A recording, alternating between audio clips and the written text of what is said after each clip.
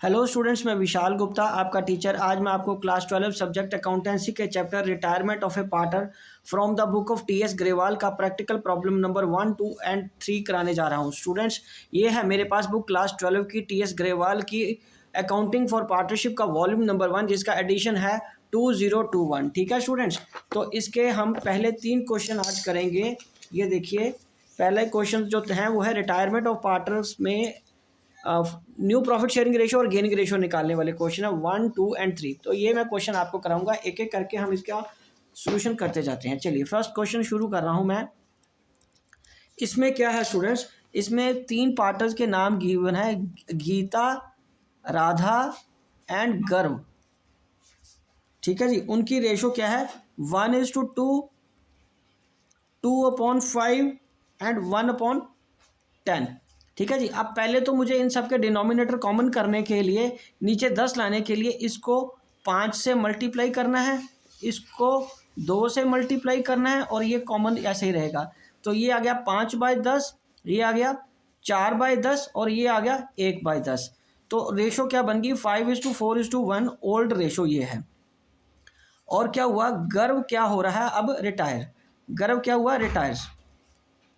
And there is no other information, no other information, so old ratio between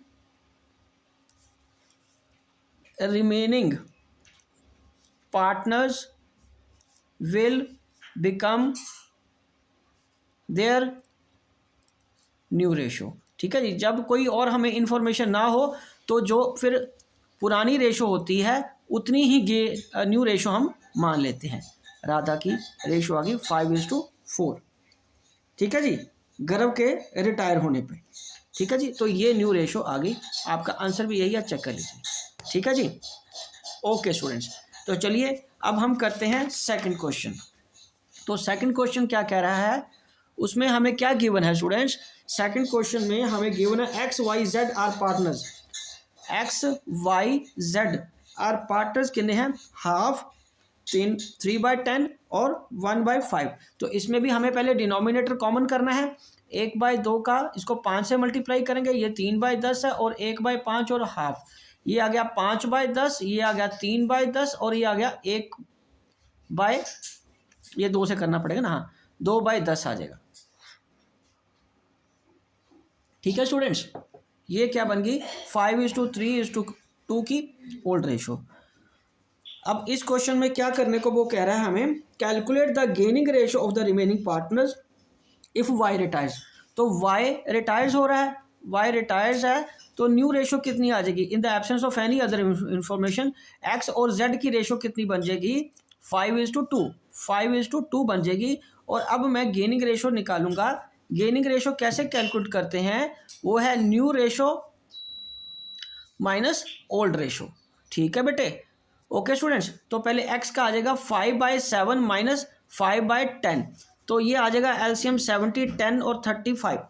ये आ गया ना आपका 10 और ये 50 आ गया, और ये आ गया 735, दैट इज 15/17। और उसके बाद z का गेनिंग रेशो कैसे आएगा, ये हम गेनिंग रेशो निकाल रहे हैं। ठीक है जी, 2/7 और z का है 2/10, तो ये आ गया 77, 14 माइनस ये आ गया आपका 10, 20 आ गया, ये 20 आएगा और इधर 14 आएगा, और ये आ जाएगा 6/70। तो x और z के बीच की जो गेनिंग रेशो है 15/6, दैट इज 3 पे चला जाएगा, 5:2 की रेशो। तो gaining ratio between x and z कितनी आ गई, गेनिंग रेशो बिटवीन x और z की कितनी आ गई 5/2 मतलब। ठीक है जी, तो ये था सेकंड क्वेश्चन। ठीक है स्टूडेंट्स, इसमें कुछ ज़्यादा नहीं है। पहले हमें ओल्ड रेशो कैलकुलेट कर ली, उसके बाद y के रिटायर होने के बाद कोई और इन्फॉर्मेशन नहीं थी, तो यही न्यू रेशो रहेगी 5:2 जो उनकी ओल्ड रेशो थी एक दूसरे के साथ। और फिर हमने न्यू माइनस ओल्ड का फॉर्मूला लगा के ये सोल्यूशन निकाल लिया इसका। चलिए अब थर्ड क्वेश्चन करते हैं। थर्ड क्वेश्चन के 2 पार्ट हैं। थर्ड क्वेश्चन का पहला ए पार्ट मैं कर रहा हूँ, उसमें हैं 3 partners, Shiv, Mohan and Hari. Shiv, Mohan and Hari, ठीक है जी। शिव, मोहन और हरि की रेशो है 5:5:4। मोहन रिटायर हो रहा है, मोहन क्या हो रहा है, रिटायर हो रहा है। And his share is divided equally between Shiv and Hari. Mohan retire हो रहा है तो उसकी रेशो क्या है, 5 5 10 14। तो his share is divided equally between Shiv and Hari, ठीक है बच्चे। ओके जी, तो हमें कैलकुलेट करने को क्या बोला है, न्यू रेशो कैलकुलेट करने को बोला है ना। तो ठीक है, हम क्या करेंगे, पहले इन दोनों का गेनिंग रेशो निकालेंगे।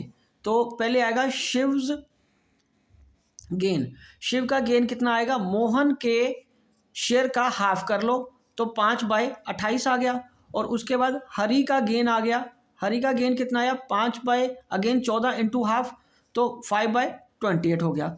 अब न्यू प्रॉफिट शेयरिंग कैसे निकलेगी, न्यू प्रॉफिट शेयरिंग रेशो कैसे कैलकुलेट हो गई, वो है ओल्ड रेशो प्लस गेनिंग, इसको ऐड कर देना है हमें। तो ओल्ड रेशो शिव की है 5/14 और गेन है 5/28, तो 28 एलसीएम आ गया, ये आ गया 2 5 10 जमा 5, ये 15/28 आ गया। उसके बाद ये हमने किसका कैलकुलेट किया है, शिव का। उसके बाद हमें किसकी रेशो कैलकुलेट करनी है, हरि की। हरि की रेशो है 4/14 ओल्ड जमा 5/28, तो ये आ गया 28, 2 8 जमा 5 दैट इज 13/28। तो new ratio between Shiv and Hari की कितनी रेशो आ गई, न्यू रेशो वो आ गई है आपकी 13 और 28, ठीक है जी। ये हमारा थर्ड क्वेश्चन का पहला पार्ट है, हमें उसने सिर्फ न्यू रेशो कैलकुलेट करने को ही बोला था, ठीक है। मोहन रिटायर हो गया, उसका शेयर इक्वली बट गया दोनों में 5/28 5/28, और उनके ओल्ड रेशो में ऐड कर लेना है। सिंपल क्वेश्चन है, कोई बड़ी बात नहीं है, ठीक है जी। तो चलिए अब मैं आपको करके देता हूँ थर्ड क्वेश्चन का बी पार्ट। तो थर्ड क्वेश्चन के बी पार्ट में 3 पार्टनर हैं, पी, क्यू एंड आर, और उनकी रेशो है 5:4:1। उनकी रेशो कितनी है बेटे, 5:4:1। तो पी रिटायर्स, पी क्या हो रहा है,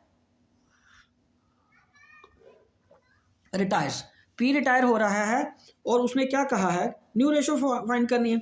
तो ठीक है, उसका शेयर हम माइनस कर देते हैं। And there is no information, there is no other information related to